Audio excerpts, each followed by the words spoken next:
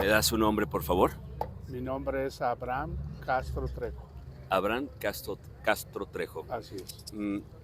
Voy a como dar un contexto para que la conversación sea como muy distinta a lo que normalmente le preguntan. Bien. Em, Quiero ir como primero al pasado histórico, ¿no? Lo último que nos dijeron era que primero los pobres, que el campo era primero. Em, Mucho antes, años antes, hablo desde los 80s, las organizaciones campesinas tenían mucho peso, incluso decidían hasta quién era el presidente, ¿no? Eh, pero parece que por alguna razón perdieron fuerza y hoy hagan lo que hagan, el gobierno está como decidido a ignorarlos. ¿Por qué es así? Bueno, todos estamos claros que desde la llegada de este gobierno, el mensaje fue muy claro. Y pues yo fui parte de todos esos movimientos nacionales, cuando verdaderamente se daba la discusión entre las organizaciones campesinas y el gobierno. Yo fui parte de una estructura a nivel nacional. Yo llegué a ocupar la representación legal de la Coordinadora Nacional Plan de Ayala. Y que bueno, en esos tiempos se empezó a construir los movimientos campesinos a nivel nacional y que en esos tiempos se daba las discusiones con el gobierno federal y con sus instituciones y pues sacabas adelante las propuestas del campo. ¿A qué se debía esa sensibilidad? O sea, ¿por qué da la impresión que el campo antes era más importante que ahora? Bueno, o sea, en ese, en esos tiempos había una relación con el gobierno federal, las organizaciones campesinas a nivel nacional, y había presiones menos que estas, y, y el gobierno pues las atendía.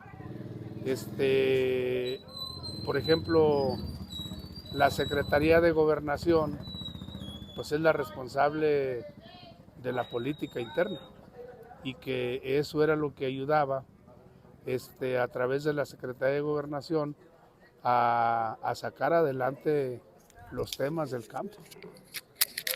Y bueno, pues se atendía, o sea, los secretarios de Estado atendían la problemática del campo. Déjeme insistir en esto porque es algo que me sigue llamando mucho la atención.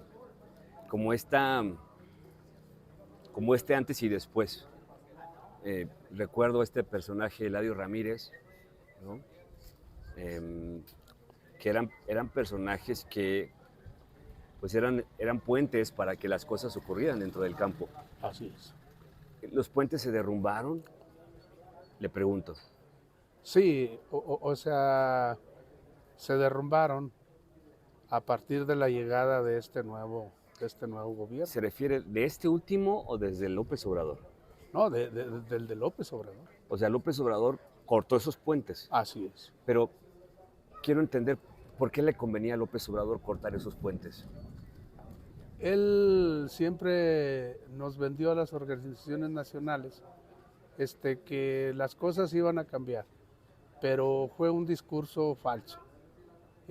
¿Por qué? Pues porque Andrés en todos los tiempos pues fue apoyado por todos los movimientos, campesinos, obreros, y bueno, pues resulta de que a partir de que él llega, rompe toda esta relación con todas las organizaciones. Que él no estaba de acuerdo en los intermediarios. Pero, ¿qué pasó? Pues fue todo lo contrario. Hay un dato ahí que me llama la atención. ¿Se acuerda cuando el presidente decía que no había negocio del que no estuviera enterado el presidente? O sea, los negocios Los jugosos, negocios jugosos. sí, cómo no. Pero alguien está haciendo un negocio con el campo frijolero zacatecano. Claro que sí, Y no solo ahorita, sino desde López Obrador. así es. Entonces, alguien avaló ese negocio. Claro que sí. ¿Quién? Ese negocio está avalado por las grandes, por los altos niveles de poder de este país. Eso no nos queda la menor duda. Cuando se habla de altos niveles, hablamos de cúpulas políticas, hablamos de funcionarios de alto nivel, Así es. hablamos de funcionarios que tienen que les pagan incluso, en el caso, por ejemplo, de este señor Olais, ¿no? Para hacer que las cosas buenas pasaran en el campo, pero pasó todo lo contrario. Así es. ¿Por qué? Bueno, es que yo no dudo que a lo mejor, por ejemplo, el presidente o la presidenta de la República tengan buenas intenciones, pero los operadores pues hacen su negocio y que están cobijados por diputados, por senadores, por gobernadores. O sea, pero también aquí, por ejemplo, en el caso de Zacatecas, pues el primer fraude que le hacen al campo pues es lo de los 15,000 millones Los de Segalmex. de los de Segalmex. Y bueno, pues Nacho Valle, en lugar de que fuera procesado, pues fue premiado de subsecretario en la Secretaría de Gobernación. Fíjese qué señal esta la que da alguien que no es castigado, ¿no? Porque pues está claro que a pesar de lo que está ocurriendo en estos días de presión aquí en Zacatecas, es como una reedición de que nada va a pasar a estos personajes, ¿no? Así es. Sí, o sea, entonces bueno, nosotros hace 3 meses iniciamos un proceso de confrontación con el propio Lais. Y bueno, pues nos llevaron estos procesos a la representación de la Secretaría de Gobernación aquí en Zacatecas para que convocara a Lais. Pero ¿qué pasó? Pues sí, ella fue la garante de los acuerdos, pero al final de cuentas, pues este hombre siguió operando. ¿Para quién opera este personaje? O sea, ¿para qué y por qué? A ver, a nosotros nos queda muy claro que para quien opera este señor es para los coyotes. Entonces hay un acuerdo entre el coyotaje y el propio Lais. Bueno, eso no nos queda ninguna pero duda. eso es un delito. Ese es un delito. ¿Y ya lo denunciaron? A ver, pero aparte de que es un delito, las reglas de operación de Segalmex, era para 15 toneladas por productor. Y no se puede bajar de esas toneladas. No, simplemente cuando un servidor público no obedece las reglas de operación, eso ya es un delito. Sí, hay un reglamento que norma digamos, esa falta de no cumplimiento. Así es, porque eso ya implica un delito de desviación de recursos. Pero, a ver, se lo pregunto con respeto y al mismo tiempo con cierta ignorancia. Si este personaje está tan identificado, si sabemos que opera con los coyotes, si seguramente debe haber pruebas de estos coyotajes, o evidencias, ¿por qué pasan las semanas y el conflicto sigue atorado? Mire, cuando nosotros iniciamos este proceso, la gente estaba en sus casas diciendo que él iba a hablar Olais para entregarle sus costales y en algunos casos que ya había recibido el frijol, pues nunca les habló.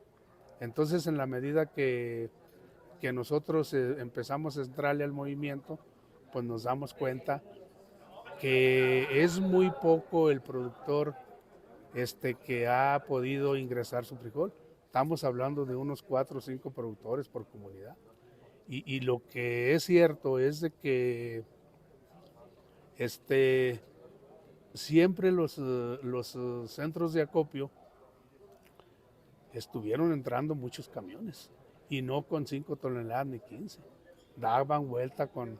Hay gente que metió hasta 300 toneladas, pero ese es el coyotaje, no los productores. Para que un para que un coyote pueda funcionar, necesita ciertas garantías, ¿no? Claro. ¿Qué garantías necesita un coyote para ser coyote? A ver, ellos se han dedicado a la compra del frijol de hace muchos años, pero para que haya un delito se necesitan 2 partes, y la otra parte es Olais, que en lugar de atender a los productores para quien iba dirigió el programa, se puso de acuerdo con ellos. Sí, porque es poco, digamos, es poco normal que llegue un camión lleno de frijol, ¿no? Y que cuando por otro lado no se acopia de los pequeños productores, ¿no? Así es, o sea, llegan camiones, grandes camiones y dan vuelta otro día, pero son los mismos, o sea... Los mismos camiones como rotando. Así es. ¿Y tienen evidencia de eso? Mire, los productores, como todos los días van a ver qué va a pasar con su acopio, pues ellos en todos los centros de acopio se dan cuenta que esos camiones entran y salen. Sí, casi como una flota al servicio del centro de acopio. Así es. Digamos, en cofradía, en aprobación con el sistema de operación de Olais. O sea, Olais sería literalmente el coyote mayor. Él es el patrón de los centros. Él es el responsable de los centros de acopio en el estado de Zacatecas. Bueno, es el coyote mayor. Es el coyote, por parte de los acopiadores. Pero ese coyote también tiene unos patrones, el coyote mayor. Claro que sí. Tan es así que está protegido, y después de tanto exhibirlo, tanto en el gobierno estatal como en el gobierno federal, pues no pasa nada. Es intocable. Es intocable. Oiga, disculpe, ahora mire, hay un señor que quiere hablar con ustedes. Entonces es intocable, pues. ¿Por qué se siente tan intocable este personaje? Porque hay gente que lo protege de altos niveles, pues, ver, del mismo gobierno federal. Tal vez la pregunta es un poco obvia, pero ya ve que ahora en este país muchas decisiones se toman desde Palenque. ¿Cree que desde allá venga la protección? Bueno, eso que menciona es cierto, algunas decisiones se toman desde allá, pero lo cierto es de que también hay parte que lo protege fuera de Palenque. Aquí, por ejemplo, ¿quién sería su protector? Bueno, o sea, es un programa federal. Sí. Nosotros lo que tenemos claro, quien lo protege es la jefa de él, o sea, Albores. ¿Me repite el nombre completo de ella, por favor? Se apellida Albores. ¿Y qué cargo tiene ella? Ella es la responsable del programa a nivel nacional. Ya. Así es. ¿Cuál es la reflexión que las personas de a pie que se quejan de los bloqueos, que no entienden el fondo del tema, porque tal vez pues también tienen sus propios problemas, las personas que circulan, las que van a la fábrica, las que no, pero que de pronto ven una noticia así y pueden decir, hay otra vez los productores bloqueando, pero no ven el fondo. ¿Qué se les puede decir a ellos para que reflexionen? Mire, en este caso, nosotros le hemos pedido a la población que nos escuche. ¿Cuál es la problemática del campo? A ver, el programa inicialmente traía 80,000 toneladas. A 27 pesos en dinero son 2,160 millones de pesos. Esos 2,160 millones de pesos no van a llegar al campo, no van a llegar a las comunidades. Para nosotros ese es un grave problema, porque el programa iba dirigido para los productores bajos. Bueno, eso se los prometió la presidenta. Eso lo prometió. Y bueno, ya los traicionó. Claro. ¿Por qué? Porque esos 2,160 millones se va a quedar, o ya se quedó, en un grupo muy cerrado del coyotaje y de Olás. Entonces, nosotros le hemos explicado de diferentes formas que aparte de que ahorita está este problema, el campo va a tener una crisis económica muy fuerte. A ver, simplemente, ahorita le pagan a los productores ya ni a 8 pesos, le están pagando a 6 y a 7 pesos los coyotes. A ver, el día que se cierren los centros de acopio, ¿qué va a pasar? Le van a pagar a la gente hasta 3 o 4 pesos. Entonces, a ver, simplemente, póngale a 5 pesos que les vayan a pagar. ¿Cuántos kilos de frijol se van a necesitar para comprar 1 litro de diésel? Como unos 6 kilos para 1 litro de diésel. Por eso, o sea, los números ahí están. Ahora, también, bueno, y el mantenimiento del tractor, bueno, y también sostener la familia. O sea, entonces simplemente el campo ya no va a poder trabajar. ¿Y qué va a pasar cuando el campo ya no pueda trabajar? A ver, es eso lo que queremos que nos entiendan.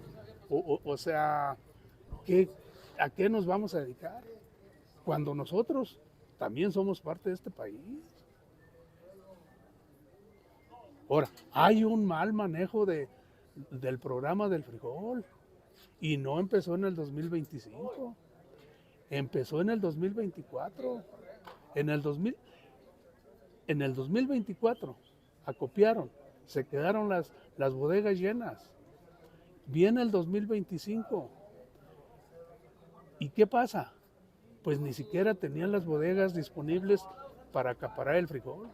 Allí se está prestando a un pensamiento, dice, bueno, empieza el 2025 y medio empiezan a sacar frijol del 2024 y allí mismo colocan el del 2025. O sea, si ese frijol del 24 ya está descompuesto, ya está gorgojado, ¿qué va a pasar cuando le meten otras 200 o 300 toneladas? Pues se va a enfermar. Yo en un momento le comenté a Olais, cuando empezamos la discusión, dije, a ver, Olais, hay un mal manejo. ¿Por qué? Porque pues tienen las bodegas llenas desde el 2024. ¿Dónde va a entrar el frijol del 2025? A ver, entonces, y yo le comentaba, bueno, ¿y por qué no le regalaron ese frijol a la gente?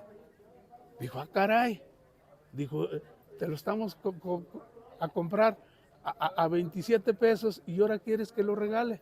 Dije, a ver, es lana pública. O sea, pero como es lana pública, ellos se acaban el presupuesto y cierran la bodega. Entonces no tiene ningún interés de distribuir ese frijol. Entonces, otro dato, todavía con ese rezago del mal manejo del 2024, viene el 2025 fuerte, pero en el 2025 todavía este país importó 235,000 toneladas. Entonces, a ver, No, dice, pero es que eso lo tenemos que hacer por el Tratado de Libre Comercio. Le dije, a ver, hay un Tratado de Libre Comercio, pero cuando los gringos no quieren proteger su mercado interno, pues le ponen candados al producto que no les interesa en el momento. Y además la agricultura gringa está subsidiada por el gobierno. Entonces, lo cierto es que no les interesa.